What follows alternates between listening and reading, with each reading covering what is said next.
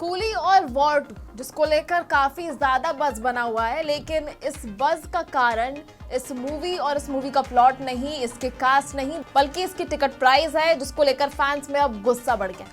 दक्षिण भारत के दो बड़े राज्यों आंध्र प्रदेश और तेलंगाना में इस हफ्ते सिनेमा घरों का माहौल बेहद गर्म, लेकिन वजह फिल्म का प्रमोशन या स्टार्स की मौजूदगी नहीं, बल्कि टिकट की बढ़ती हुई कीमतें। 14 अगस्त 2025 को दो मेगा बजट फिल्मों जो कि रजनीकांत की कूली और ऋतिक रोशन और जूनियर एनटीआर स्टारर वॉर 2 जिसका धमाकेदार टकराव होने जा रहा है। फैंस के बीच इन फिल्मों को लेकर काफी एक्साइटमेंट है, लेकिन टिकट रेट पर विवाद ने इस एक्साइटमेंट में खलल डाल दिया। दरअसल इन फिल्मों की बुकिंग में 2 दिन बाकी है, लेकिन अभी तक बुकिंग अटकी हुई है। फिल्मों की रिलीज में अब सिर्फ 2 दिन बाकी हैं, लेकिन दोनों राज्यों में अभी भी टिकट बुकिंग पूरी तरह से शुरू नहीं हो पाई। वजह यह है कि दोनों फिल्मों के डिस्ट्रीब्यूटर्स ने टिकट की कीमतें बढ़ाने का प्रस्ताव सरकार के पास भेजा और मंजूरी का इंतजार कर रहे हैं, लेकिन जैसे ही सरकार की तरफ से हरी झंडी मिलेगी, बुकिंग ओपन हो। चलिए आपको बताते हैं आखिर इनकी टिकट के दामों में कितनी बढ़ोतरी हो। रिपोर्ट की माने तो इस बार कीमतों में 100 से 200 रुपए तक की बढ़ोतरी हो सकती है। उदाहरण के लिए अगर कोई दर्शक किसी बड़े मल्टीप्लेक्स में कूली देखना चाहता है तो उसे लगभग 400 रुपए खर्च करने पड़ सकते हैं।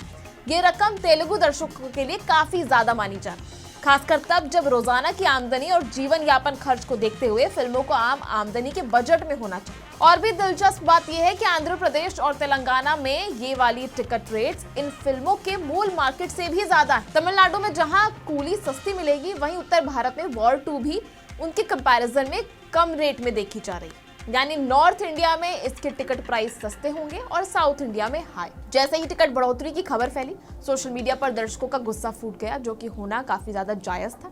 कई फैंस ने आरोप लगाया कि जो लोग सिनेमा बचाओ, तेलुगु फिल्म इंडस्ट्री बचाओ जैसी बातें करते हैं, वो अभी भी फिल्मों को आम दर्शकों की पहुंच से बाहर बना रहे हैं, क्योंकि इतनी महंगी टिकट में आम दर्शक तो देख नहीं पाएंगे। कई यूजर्स ने लिखा कि सिनेमा को एक किफायती मनोरंजन के रूप में देखा जाना चाहिए, लेकिन जब इसे लग्जरी प्रोडक्ट में बदलने की कोशिश हो रही है तो ये किसी भी काम का नहीं होगा। कुछ लोगों ने चेतावनी दी कि अगर ऐसा ही चला तो दर्शक ओटीटी प्लेटफॉर्म की तरफ शिफ्ट हो जाएंगे, जिससे सिनेमा घरों की रौनक और भी कम हो जाएगी। ये मामला अब सिर्फ फिल्मों और दर्शकों तक सीमित नहीं है, इसमें सरकार, मंत्रालय और बड़े निर्माता भी शामिल हो गए।